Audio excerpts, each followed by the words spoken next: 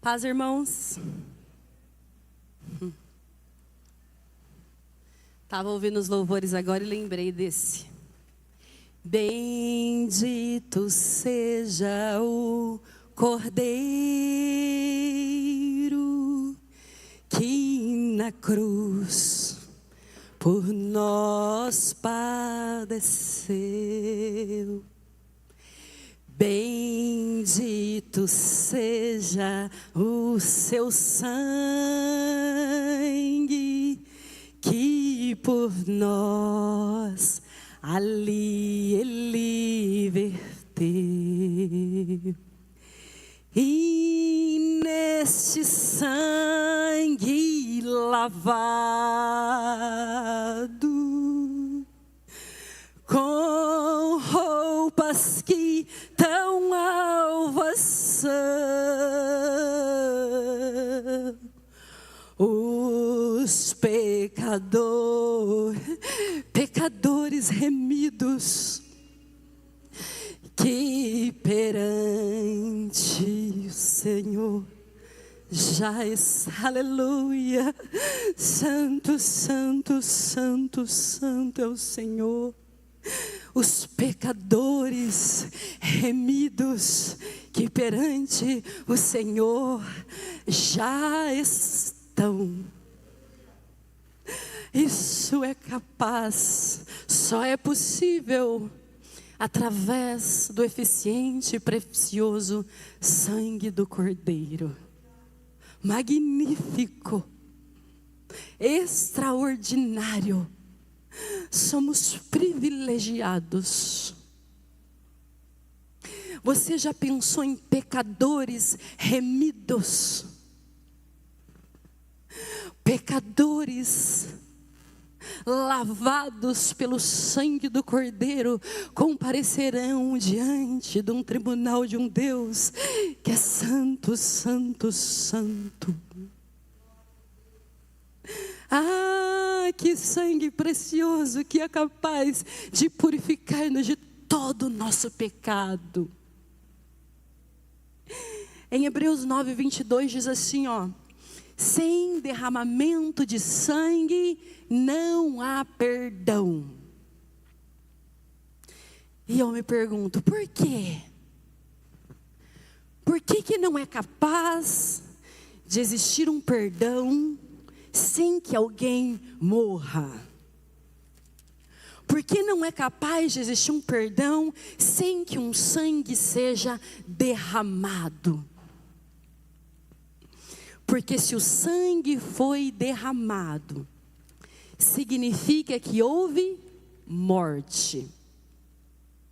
E se houve morte, significa que a conta foi zerada. E todos aqueles que estiverem debaixo desse sangue não devem mais nada. Isso é precioso demais. Isso é muito grande. Porque eu não dever nada para alguém aqui na esquina é uma coisa, mas eu não dever nada para um Deus que criou todas as coisas é outra coisa. Por causa do sangue dele derramado, a conta foi zerada. O pecado foi eliminado. Por isso João Batista certa vez vê Jesus e fala: este é o Cordeiro de Deus que faz o quê? Tira o pecado do mundo. Ele é capaz de tirar. Se você voltar os olhos para o Antigo Testamento, você vai ver que eles levavam o animal fora do acampamento. Porque simbolizando que o pecado estava sendo tirado do meio da congregação, do meio da comunidade. Por isso Jesus é o Cordeiro que tira o pecado do mundo. Porque ele levou sobre si os nossos pecados. Então, neste caso, eu sou perdoado, porque o meu pecado foi eliminado no corpo daquele que se entregou naquela cruz por mim. É por isso que a Bíblia fala: sem derramamento de sangue não existe perdão de pecado. O sangue dele teve que ser derramado para que eu e você hoje estivéssemos aqui, diante dessa mesa, nessa comunhão gostosa, nessa adoração maravilhosa. Porque um dia alguém tombou no nosso lugar. E por isso eu peço que os irmãos abram a Bíblia em Hebreus 9. Vamos reler o texto que o pastor leu? Hebreus 9, do 11 ao 14.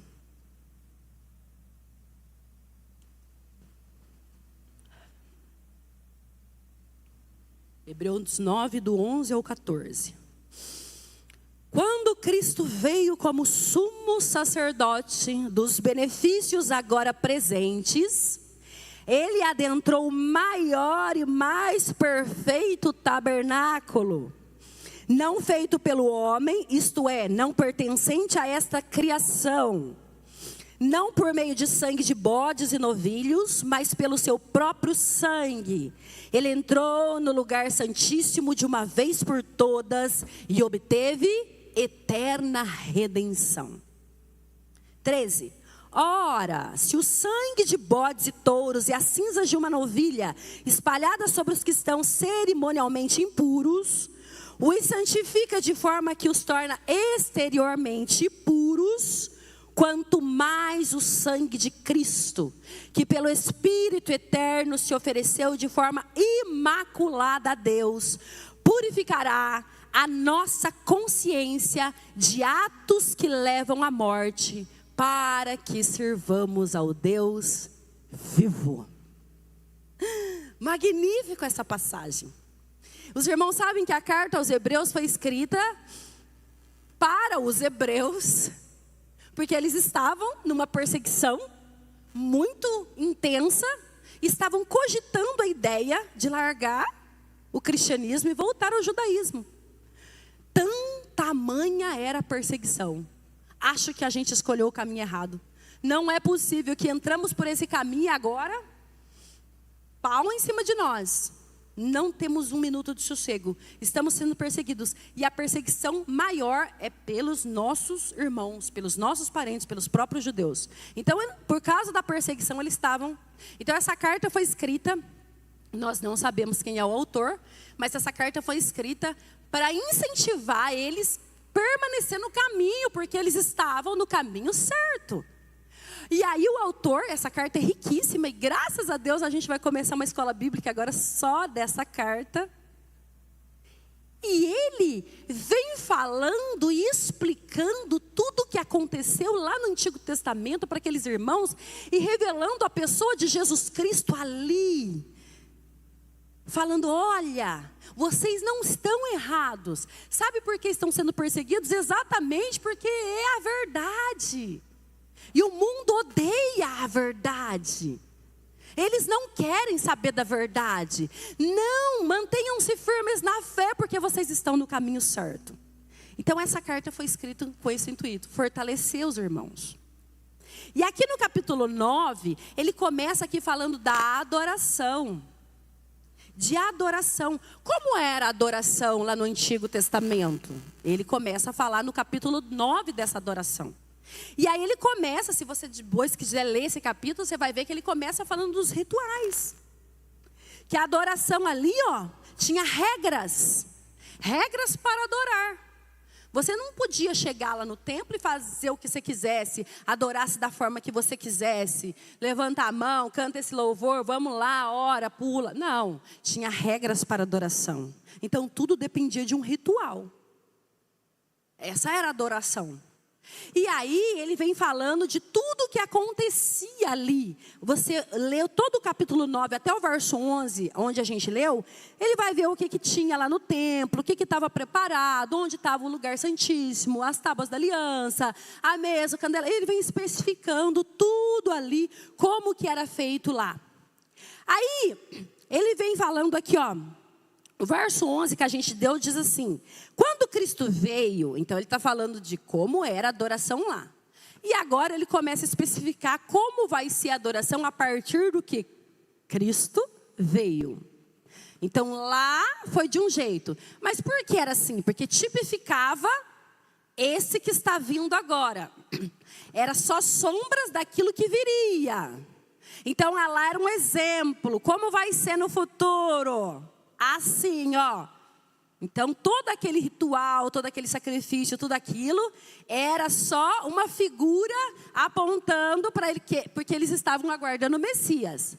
Então, agora o autor de Hebreus entra aqui no verso 11, dizendo assim, ó, então quando o Messias que vocês estavam aguardando, Cristo, ele veio como sumo sacerdote. Por que como sumo sacerdote? Porque se você voltar os olhos para trás, era o sumo sacerdote que entrava no templo, no tabernáculo, e fazia os sacrifícios pelas pessoas. Era o sacerdote, mas apenas o sumo sacerdote entrava num lugar chamado lugar santíssimo, ou santo dos santos. Se você tiver com a sua Bíblia aberta aí, volta os olhos no verso 7 do capítulo 9. Olha o verso 7 do capítulo 9, está dizendo assim, ó. No entanto, somente o sumo sacerdote entrava no lugar santíssimo apenas uma vez por ano, e nunca sem apresentar o sangue do sacrifício que ele oferecia por si mesmo e pelos pecados que o povo havia cometido por ignorância. Então ele está explicando como era no Antigo Testamento. Existia o tabernáculo, existia o templo, existia o lugar santo e existia o Santo dos Santos, que era o lugar onde ficava a Arca da Aliança. Ali era a presença máxima de Deus na terra. Aonde? No lugar santíssimo, onde ficava a Arca da Aliança. E somente uma vez por ano, o sumo sacerdote podia entrar lá para fazer propiciação. O que é isso? E aspergiu o sangue de um animal pelos seus próprios pecados, e depois aspergiu o sangue de um animal pelos pecados do povo. Porque é o sumo sacerdote que estava ali fazendo a mediação entre Deus e os homens. Só que era um homem pecador, assim como eu e você. Por isso ele precisava matar o animal e oferecer um sacrifício primeiramente por ele. E depois que ele fizesse isso, aí sim ele poderia matar o animal e oferecer um sacrifício pelo pecado de toda a comunidade de Israel. Esse era o papel do sumo sacerdote, que entrava lá uma vez por ano. O judeu chama isso de o dia de Yom Kippur, que é o dia da expiação. O dia que todo o povo jejua e o sumo sacerdote entra neste lugar para fazer propiciação pelos pecados do povo. Nessa visão, ele está escrevendo para os judeus sabiam disso. Então ele começa o verso 11 falando, bom, então quando Cristo veio, como ele veio? Como sumo sacerdote. O que o autor de Hebreus está falando? Que Jesus veio como sumo sacerdote, representando aquela figura lá do Antigo Testamento. Por que Jesus veio como sumo sacerdote? Lembra que era só o sumo sacerdote que fazia o sacrifício e a expiação pelos pecados do povo? Jesus, ele veio nessa figura de sumo sacerdote e ele é para sempre o sumo sacerdote. Porque só ele pode fazer propiciação pelos nossos pecados. Ninguém pode, só ele. Mas com um detalhe, ele não precisa derramar sangue por ele mesmo. Porque ele não tem pecado.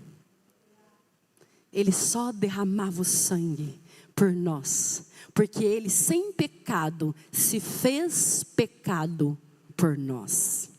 Santo, santo e perfeito. Falou, joguem sobre mim os seus pecados. Lancem os seus pecados sobre mim, porque eu me tornarei naquela cruz maldito por causa de vocês.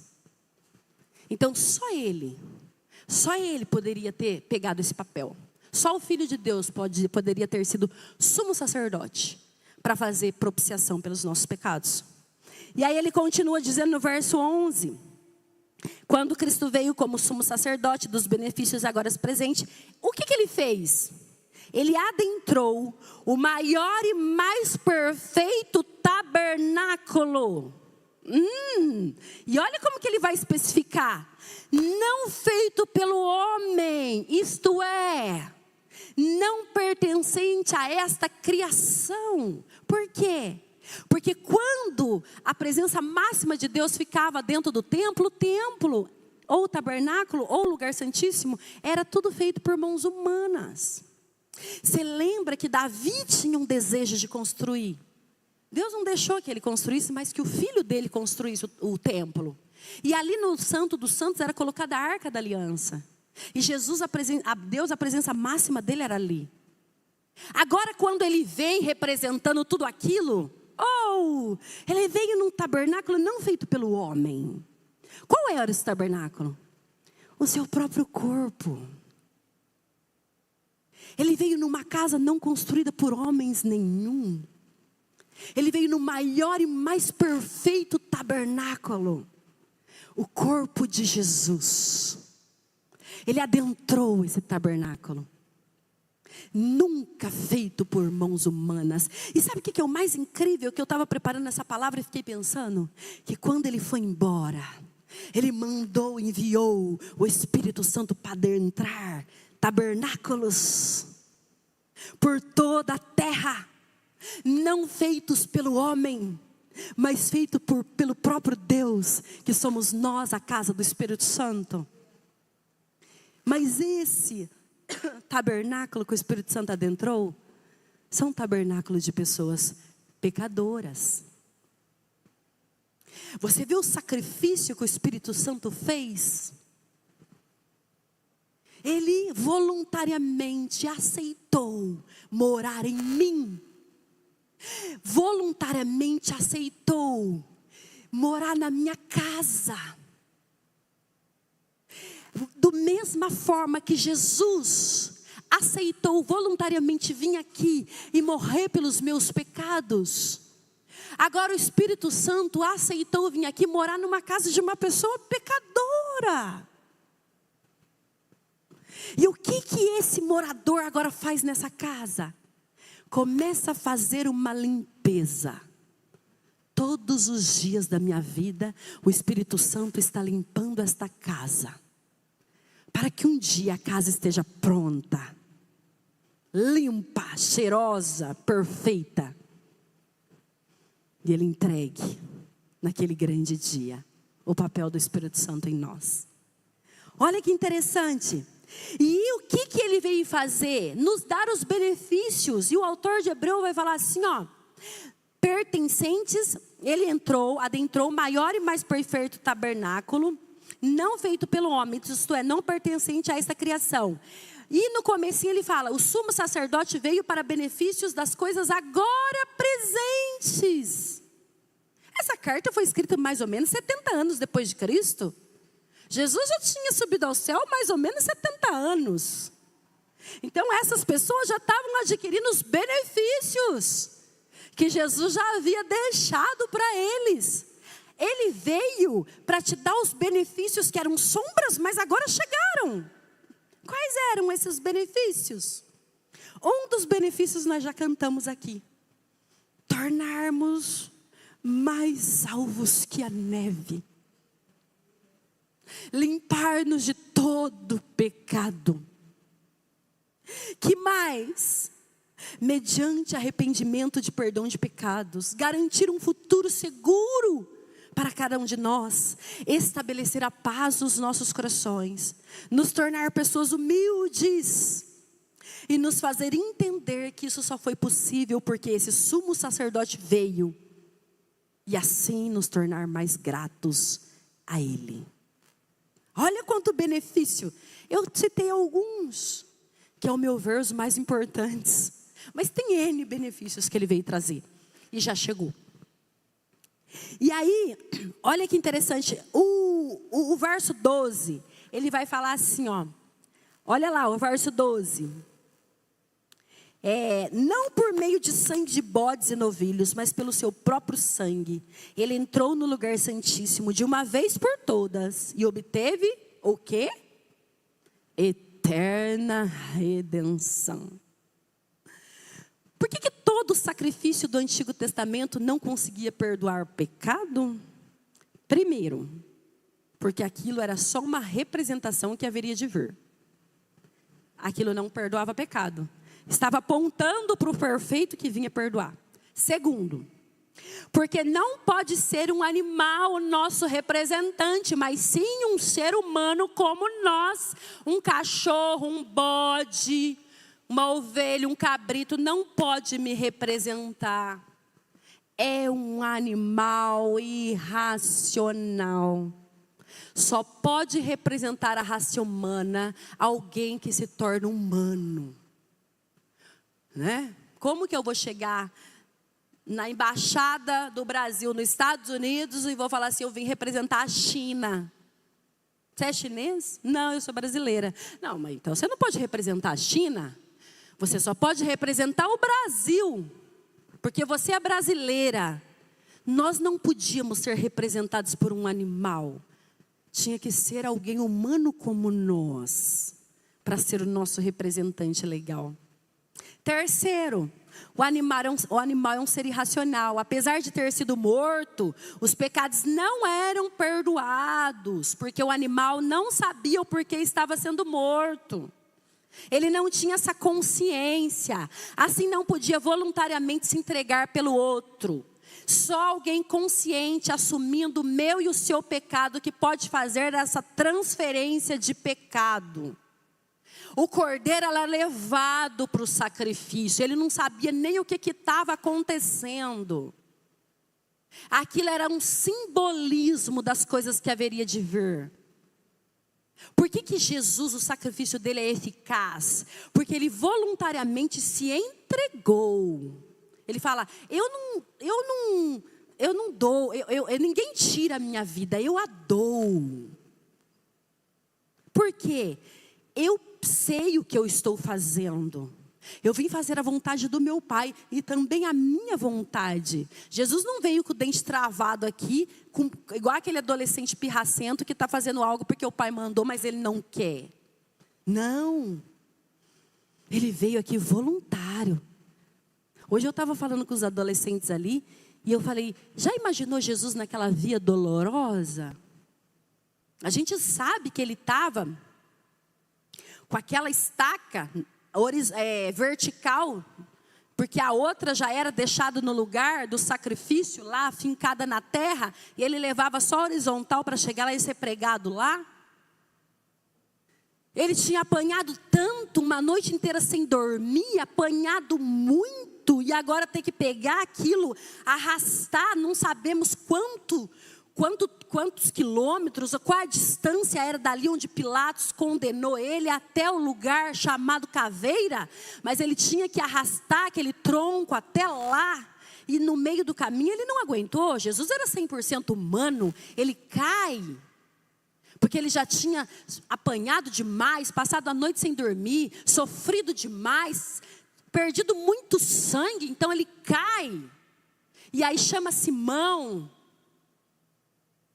para ajudar ele a carregar aquela cruz. Bom, o que passa na mente de Jesus naquela via dolorosa? O que será que ele pensava? Temos o relato de Lucas que fala, né, que as mulheres choravam. Ele fala, não chorem por mim, chorem por seus filhos. Porque se fazem isso, enquanto a árvore está verde, o que farão quando ela estiver seca? E ele está naquela via dolorosa. O que passa na mente de Jesus? A Bíblia não diz, mas nós podemos imaginar. Por que ele morreu? Por que ele se entregou? Por mim e por você, não foi? Não é isso que a Bíblia diz? Que ele morreu por nós? Então, dá para imaginar o que ele pensava. Pensava em nós. Você acha que Jesus não poderia ter desistido? É claro que ele poderia. Ele é Deus Todo-Poderoso. O que Deus poderoso, Rei do Universo, pode todas as coisas? Ele não poderia feito voar aquela tora das costas dele, desaparecer dali, fulminar aquele povo e acabar com tudo aquilo ali num segundo, se ele quisesse? É claro que ele poderia.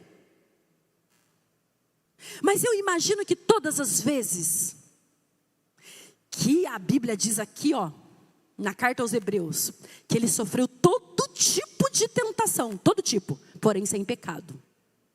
Porque ser tentado não é pecado. Pecado é você ceder à tentação. Então, se a Bíblia diz que Jesus sofreu todo tipo de tentação, será que ele não foi tentado a desistir? Ele foi. Ele foi tentado a desistir e a parar. Ele sentia dor intensa, chagas profundas. Com certeza ele foi tentado a parar. E o que fez ele continuar? Quantos rostos ele via? Será que o meu rosto não passou na mente dele? Passou. Ah, passou, o meu rosto passou lá. O seu, tenho certeza que passou também. Ah, se eu desistir aqui, quantas pessoas entrarão naquele lugar que nunca mais poderão sair de lá. Ah, se eu desisto agora, está tudo perdido para eles, eles não vão ter chance nenhuma de salvação. Eu preciso seguir resoluto naquela missão que o Pai me deu até o fim. Porque senão todos estão perdidos. Eu fiquei pensando nisso. Imaginando como sangra o coração do Pai por causa da ingratidão dos nossos corações. Como sangra o coração de um pai que vê que entregou seu único filho para morrer por pecadores, e pecadores desprezam e pisam o sangue do seu filho. O que você faria com alguém que fizesse isso com o seu filho? Como sangra o coração do Pai quando a gente menospreza um culto de ceia e vem aqui como se fosse apenas mais um. Como sangra o coração do Pai quando nós não levamos a sério aquela via dolorosa e aquele sacrifício de quem cantamos domingo após domingo. Como sangra o coração do Pai. Ingratidão é algo que o Pai detesta. E aí, em quarto lugar, só o sangue eficaz de Cristo pode nos proporcionar, olha lá o que o texto diz, o quê? Eterna redenção. Então, o sangue de touros e bodes não seria capaz de fazer isso. Só o sangue de Jesus era capaz de fazer isso. Olha o que diz Hebreus 10, só virar a folha aí, ó, o versículo 1 e o 2, diz assim, ó. A lei traz apenas uma sombra dos benefícios que hão de vir, e não a sua realidade. Pois por isso ela nunca consegue, mediante os mesmos sacrifícios repetidos ano após ano, aperfeiçoar os que se aproximam para adorá-los. Se pudesse fazê-los, não deixaria de ser oferecidos? O que acontecia? Ela não podia aperfeiçoar os adoradores. Então todo ano no Yom Kippur, o sumo sacerdote estava lá. De novo. Entra lá, asperge o sangue por mim, agora por eles. O ano que vem, asperge o sangue por mim, agora por eles. No outro ano. Virou um aniversário. Ah, vamos comemorar o aniversário do pecado. Por que ele fazia todo ano? Porque sangue de touros e bodes não pode perdoar pecado. Então aquilo tinha que ser repetido ano após ano. Só o sangue de Jesus é eficaz. É o único derramamento do seu sangue é suficiente para dar eterna redenção. E quando diz eterna redenção, quer dizer que uma vez que você creu no sangue de Cristo, Ele te garante salvação vitalícia. Você já viu eterno ter fim? Eterno, se tiver fim, não é eterno. Só é eterno porque não tem fim. Você vê o que o autor fala ali, ó? Não por meio de sangue de bodes e novilhos, mas pelo seu próprio sangue, ele entrou. Aonde? No lugar santíssimo. De uma vez por todas. Não saiu mais de lá. Ele está lá à direita de Deus, no trono do céu. Uma vez por todas ele entrou neste lugar. E nos propôs, e nos deu eterna redenção. Para aqueles que creram, não tem fim. Todo aquele sangue derramado, toda aquela dor naquela via dolorosa, todo aquele sacrifício, aquelas chagas profundas, valeu a pena. Valeu a pena, porque Ele adentrou o lugar santíssimo e conseguiu para nós eterna redenção. essa segunda estrofe do hino diz: quão espinhosa coroa que Jesus por nós suportou. Oh, quão profundas as chagas que nos prova quanto Ele amou. E nessas chagas pureza para o maior pecador. Porque mais alvo que a neve, o teu sangue nos torna, Senhor. Mais alvo que a neve, o sangue dele nos torna. Sabe o que é isso? Eterna redenção. É só pelo sangue de Jesus. Olha o verso 13, ora, aí o autor de Hebreus vai falar o que ele está no coração dele. Por que ele está explicando tudo isso? Ele diz, ora, se o sangue de bodes e touros e uma cinza de uma novilha espalhada sobre os que estão cerimonialmente impuros, os santifica de forma que fiquem exteriormente puros. O que pode acontecer mais? O que ele está falando aqui, ó?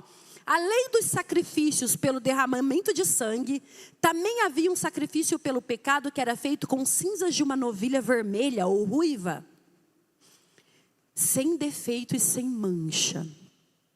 Isso está lá em Números 19. Assim, o sacerdote levava essa novilha para fora do acampamento. Perceba, tudo um simbolismo. Aonde Jesus morreu? Lugar chamado Caveira, fora das portas da cidade. A novilha era levada fora do acampamento. Então essa novilha era levada para fora do acampamento. Ali eles o matavam, queimava as cinzas dela e guardava para futuras purificações de pecados. O que acontecia? Todo esse trabalho era externo. A NVI ela traz assim, ó, cerimonialmente impuros. Por que cerimonialmente? Porque muitas vezes essas cinzas da novilha eram usadas para purificar o próprio sacerdote, quando ele era exteriormente contaminado. Então tudo era externo. Isso não atingia o interno. O que acontece? O sacerdote não podia tocar num cadáver, mas ele tinha que fazer o sacrifício. Como que eu vou matar um animal sem tocar no animal? Então ele ficava cerimonialmente impuro. Então se pegava as cinzas dessa novilha para purificar o sacerdote, ele ficar cerimonialmente puro, externamente puro. Então era tudo uma representação. Está impuro e agora com as cinzas da novilha eu estou puro. E eles aceitavam, e Deus aceitava isso. Foi Deus que decretou para eles fazerem esses rituais. O que o autor de Hebreus está querendo nos explicar com isso? Olha o verso 14. Então ele diz assim, ó. Bom, se isso era aceito por Deus, de forma que tudo exteriormente estava em ordem, aí ele entra no 14 falando, quanto mais o sangue de Cristo, que pelo Espírito eterno se ofereceu de forma imaculada a Deus, purificará a nossa consciência de lá atos que levam à morte. Para quê? Para que sirvamos ao Deus vivo. Olha que interessante. Se isso funcionava para eles de forma que tudo de fora estava certo, o sangue do próprio Deus, que está acima de tudo e de todos, e que pelo Espírito Santo eterno se entregou a Deus de forma imaculada. Imaculada quer dizer santo, sem pecado. O que ele está dizendo é isso: se Deus aceitava o sangue de animais e as cinzas de uma novilha para purificar externamente, ainda mais o Pai vai aceitar o sangue do seu Filho, pelo poder do seu Espírito, para não purificar externamente, mas para purificar a nossa consciência de atos que nos levam à morte. Você acha que o sangue de animais purifica a consciência de alguém? Não, só o sangue de Cristo. Do quê? atos que nos levam à morte. O que é isso? Rituais inúteis.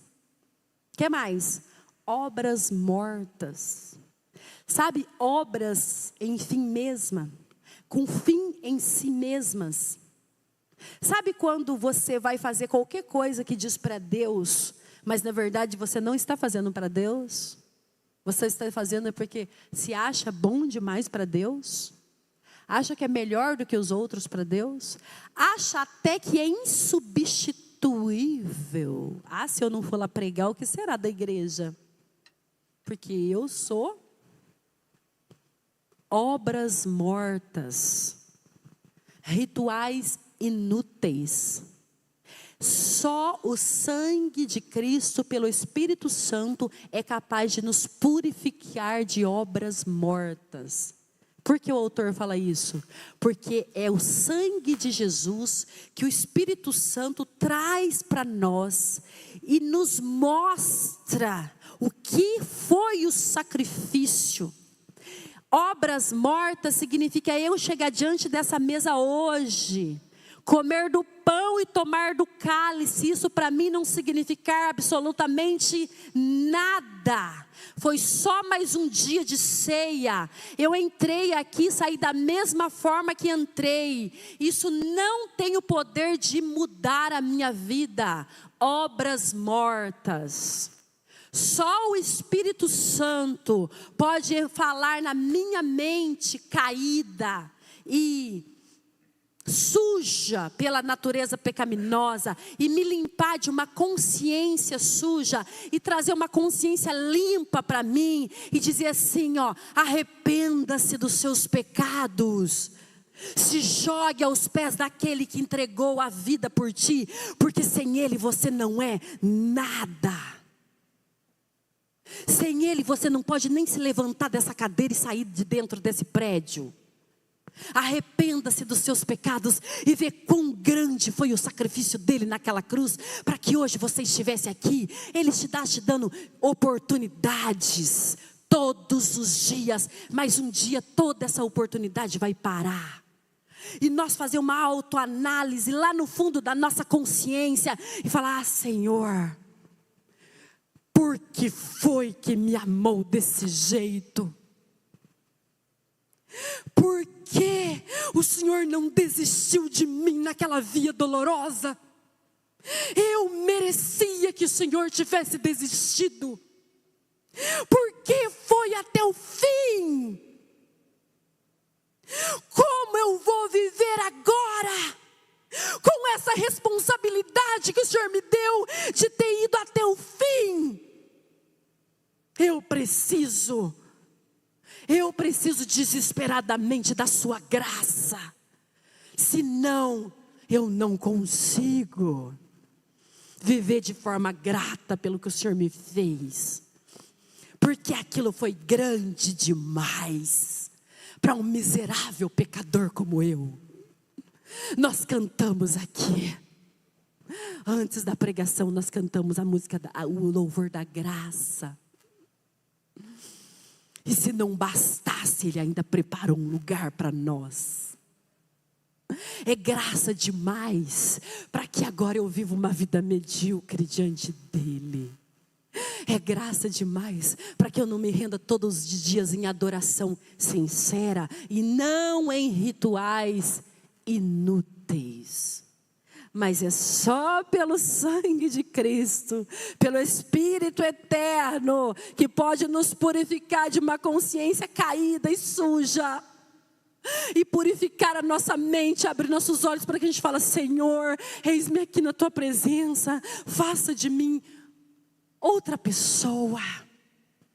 Eu não posso continuar do jeito que eu estou. Tira-me da zona de conforto.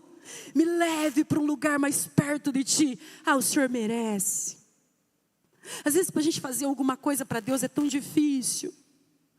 E aí você medita nele naquela via dolorosa e fala, meu Deus, o Senhor fez uma obra dificílima demais para mim, por mim. E a parte mais fácil ficou comigo. Mas tantas vezes que eu ignoro a parte mais fácil. Eu quero sempre jogar para o outro. Faz aí no meu lugar. Eu estou muito ocupado para Deus. Ah, quem dera, naquela via dolorosa, Ele falasse: eu tenho muita coisa para fazer, do que estar aqui morrendo por vocês. Muita coisa para fazer. Mas não foi assim que Ele fez. Ele foi resoluto até o fim, caindo seus pedaços pelo seu sangue por aquela via, desmaiando, caindo e levantando. Mas Ele foi até o fim. E aí, eu posso dizer para vocês, como o Espírito Santo pode tocar o meu coração? Como o Espírito Santo pode abrir os meus olhos para que eu tenha mudança de vida e mudança de atitude diante de um Deus que se entregou por mim? E eu falo, só através do Espírito Santo. Só através do Espírito Eterno é que você vai participar dessa ceia hoje. Ninguém vai participar da mesa da comunhão porque é bom, porque aqui ninguém é bom. Bom é aquele que se entregou por nós. Ninguém está diante dessa mesa aqui porque eu não tenho pecado, então hoje eu posso participar. Miserável que somos. Porque se você pensou assim, você já está cheio de pecado no seu coração. Nós estamos aqui por causa da sua infinita graça e da sua misericórdia, que nos traz todo mês aqui diante dessa mesa. E a graça dele fala: Senhor, eu vou participar para lembrar tudo aquilo que o Senhor fez por mim. Não deixa. Não permita, nunca que o Espírito Santo faça eu me esquecer. Não me deixe esquecer. Quando tiver difícil, não me deixe esquecer. Quando tiver difícil demais, não me deixe esquecer, Espírito Santo. Que se não fosse o sangue dele, eu não estaria aqui. Se nós a ti confessamos e seguirmos a tua luz, tu não somente perdoa, purifica também, ó Jesus. E é de todo pecado, que maravilha de amor, quem amou como Ele, porque mais alvo que a neve, o teu sangue nos torna, Senhor. Quem pode ter um amor como esse? Nós somos privilegiados. Privilegiados. Eu quero terminar dizendo: de qualquer coisa que seja no seu coração que esteja te incomodando, traz a última estrofe desse louvor para você. Deus purifica de todo pecado. De toda consciência que está aí latejando, Deus pode purificar. Não existe pecado que o sangue eficaz e precioso dele não te limpe e não te purifique. Fale para Ele: Espírito Santo, abre os meus olhos, o meu coração, para que eu dê o valor merecido ao sangue precioso de Jesus. Purifica-me de todo pecado, de todo pecado. Que o Deus da paz, que pelo sangue da aliança eterna, trouxe de volta dentre os mortos o nosso Senhor Jesus, o grande pastor das ovelhas, os aperfeiçoe em todo bem para fazerem a vontade dEle, e opere em nós o que lhe é agradável, mediante Jesus Cristo, a quem seja a glória, para todo sempre. Amém.